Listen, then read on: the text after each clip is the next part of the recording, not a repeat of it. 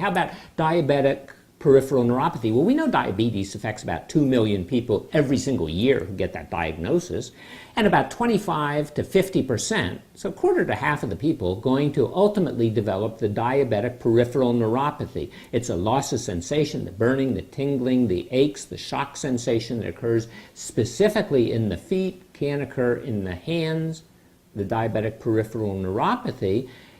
Well, the problem with this is, number one, that it's a neuropathy, and number two, neuropathies aren't specific to diabetes. Neuropathies could be affected or associated with cancer or HIV, the diabetes, of course, radiation therapy or surgery or inflammation or some kind of injury, and the quality of the evidence looking at Cymbalta or duloxetine in the treatment of diabetic peripheral neuropathy, number one, shows that a higher dose doesn't get any better than the standard dose.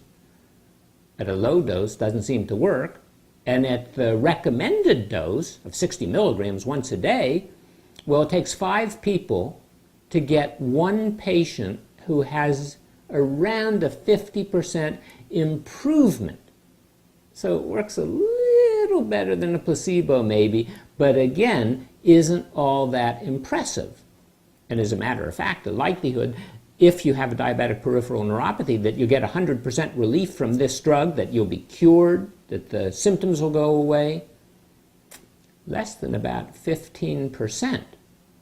Well, comparative studies, again, show that the old-fashioned tricyclic antidepressants, the drugs like imipramine or amitriptyline, they seem to work even better than the Cymbalta or the duloxetine. And Prescribe International shows that, well, maybe you get some moderate relief, but it's clinically insignificant.